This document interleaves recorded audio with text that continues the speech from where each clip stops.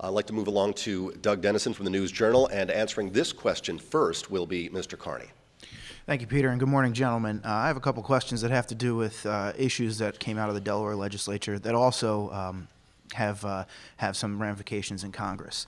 Last year, Delaware passed a law legalizing the possession of marijuana for medicinal use with a doctor's consent, but implementation of the law was halted amid fears that the federal government would arrest and prosecute those involved in the distribution of the drug, including state employees.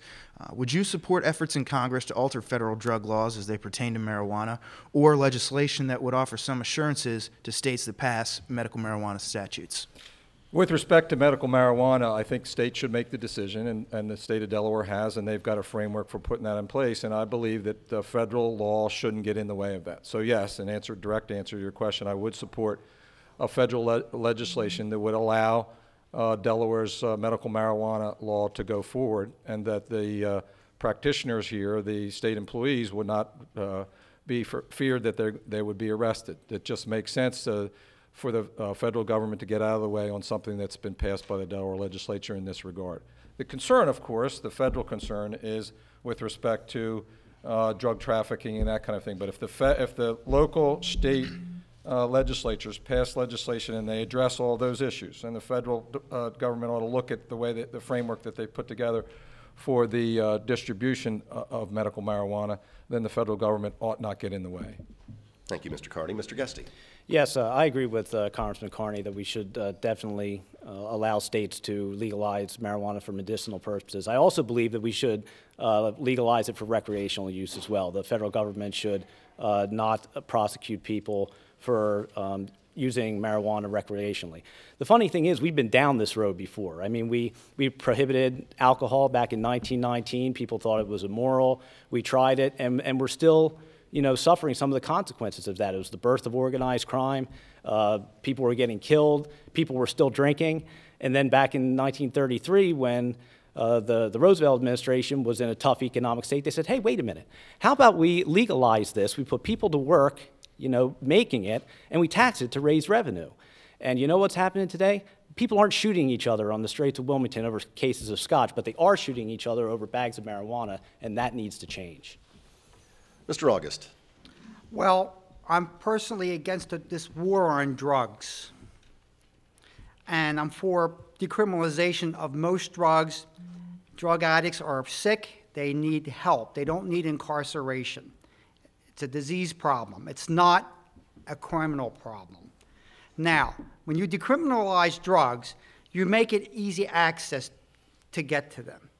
Marijuana is not a gateway drug. It's been around for thousands of years. But the issue is, it's not even the personal use of marijuana.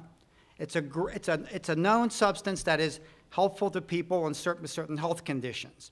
The federal government really has no right, along with like banning liquor or any of those other things. It's a personal consumption issue.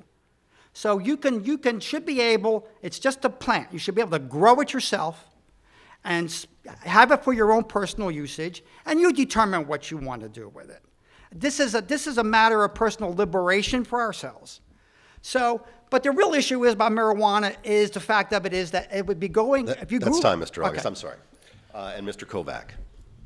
I'm glad to hear that Representative Carney wants to get the federal government out of the way and let states' rights prevail. I think we not only need to take that approach to legalizing or allowing states to make the decision on whether marijuana should be legal or not, but we need to take that approach to health care. Health care is a states' rights issue. This mandate that was put on the people through the ACA, we're dealing with states' rights issues. The Supreme Court didn't hold that it was constitutional as a mandate, but as a tax. It's a backdoor way of providing a mandate. That's really a states' rights issue. It's been tried in Massachusetts. It's been tried with some success in Massachusetts. We need to take that same approach to all our problems in our government, not just fringe issues. We need to make sure that the federal government doesn't apply its top-down approach and interfere with states' rights on both things like health care, which is a sixth of our economy, education, legalization of drugs and other issues. We need to make sure that states have the rights that they are supposed to have. Anything further on this, gentlemen, before we move on to another question? Well, I'd like to say something about that.